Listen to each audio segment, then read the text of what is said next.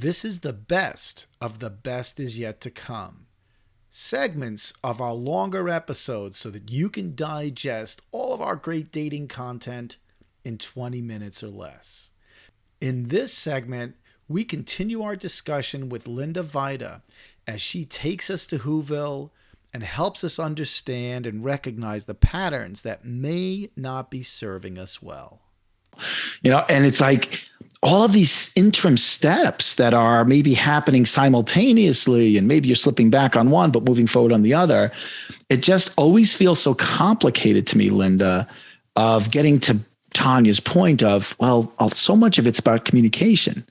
Is there one important step that helps build the trust, helps build the vulnerability, helps build all of those other things so that you can even start walking that path to communication? There we go. I'm in for that. That is fine. We're sending you to Linda Wajda. She's got the secret. This is it. Oh, that was a book. Remember that book? Yes, The Secret. Yes. Oh man, how do I want to answer that? Can I push at you a little bit? Because you and I are friends. Please is that okay? All right. I just would humbly observe. I think maybe you're overthinking it a little bit. I overthink everything. So okay. You're spot on. So communication is not like chess, right? So when we've been hurt, especially like if we grew up with hurt, if we have gotten out of a painful relationship, if we've experienced being betrayed, or we struggle with anxiety or struggle with depression, we're going to have natural defenses up, and everybody needs some level of defenses. So we don't want to have a wall, because a wall is going to keep out the good stuff as well as the bad stuff. So what I tell clients is we want to have like a screen door over our heart so that the good can come in, but the bad has to stay out, right? So communication, it's not like chess. It's like a game of tennis, right? It's really, that sounds cliche, but that it is really that simple. You're saying you're hitting the ball over to the other person, and then you just see what she does or he does. And you're reacting and seeing how hard did they hit it? Where did they hit it? And you're interpreting their responses. I would try to the best of your ability to let all that go, whatever meaning is there, and just see I know that, you're very deep with your spiritual practices, Rich, and in the Buddhist tradition of just truly, truly being present in the moment. That's the root of empathy and connection. It's not the analysis and the interpretation. Some of us do that more naturally than others. A lot of women, that just is easier for us because of how our brains are wired. You said you're a linear thinker. So that your mind might naturally want to analyze that. So it's not that you're doing something wrong. Oh my God, I'm abusing her. I'm just abusing her with that linear thinking. Brenda? She's got a good smile. He's got something. No, I agree with you a little bit, Linda, that Richard tends to really, really make this complicated. I think I could not give you a better response, and I agree with you. I mean, you kind of have to, in my world, I feel like you have to kind of chill out a little bit, chill back a little bit and just not overthink it, because I feel like if you notice, right, if you see how if you're so aware of yourself that you notice why you're reacting the way you do, if you've communicated with this person, then you wouldn't be as surprised. You're like, okay, I know exactly why I'm thinking this, why I am driving myself crazy with these assumptions, but she doesn't know it, or she does know it. You guys have a better understanding of it. And so then your expectations are a little bit lower, and you don't have to overanalyze it, So I'm just trying to simplify it, just simplify it, bring it down a little bit. And, But I think that it just needs to go back to, okay, what have you guys discussed about this? What does she know about this? Right? Like, if she doesn't know, you're going to constantly continue to hit that wall, and it's like you're playing tennis with yourself. You're just hitting the ball against the wall or something, because you don't have that other person that understands what the past was like and why you're reacting the way you are. And we can feel like Brenda just said, because that's such a great insight. And I just appreciate that so much. And, if we are getting into playing mental chess with our partner, our dating partner, right? That can be an unconscious way of trying to stay safe, because we think if we can understand what's going on, then we have the illusion of control. And then somehow we can prevent what happened to us the last time.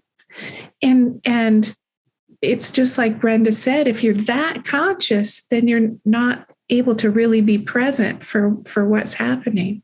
Okay, so I'm writing this down. Stop being overconscious. But the overconscious, how do you know, right? Some people can stop being overconscious. If you have trauma, you have a great reason to be overconscious, right? And you can't just choose to stop having trauma, right? You have to retrain. If you're having that level of consciousness, there's a part of our brain in the back called the amygdala, and that's your fear center. So if your fear center has been conditioned to start to be active when certain things happen, and for people with trauma, it can be a facial expression the other person gives us. It can be a memory that comes back to us. It can be a whole lot of things that are just not that obvious. And that's incredibly common. So it's being able to be present and learn and discern when you're really in danger or not is part of the healing. So in Richard's defense, I'm an overthinker too. And You don't have to defend it. No, I'm defending overthinking. I didn't feel like they were. That's why I don't need to be defended. No.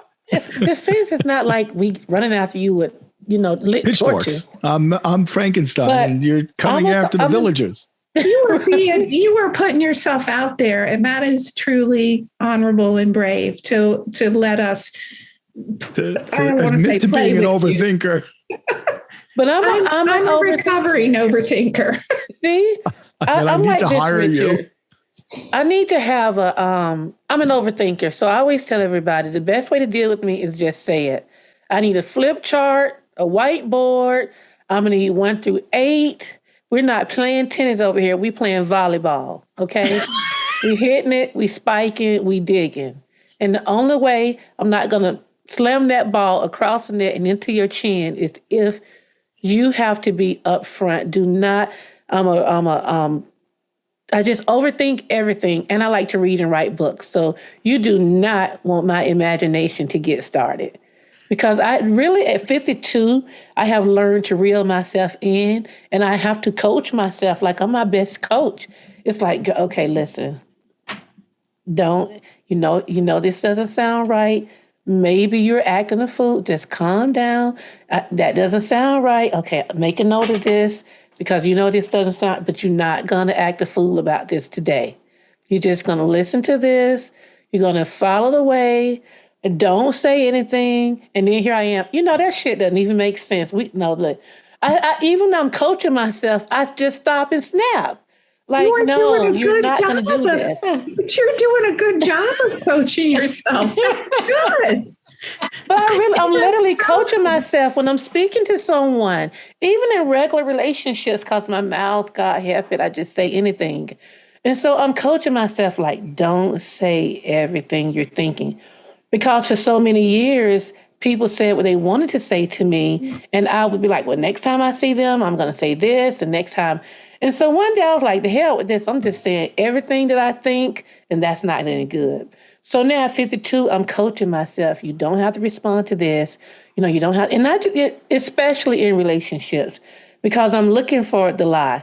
And back to psychology, what Linda's saying, I was raised to always have your own. Don't depend on a man. You don't need anybody for anything. Let this person know that, listen, I got everything I need.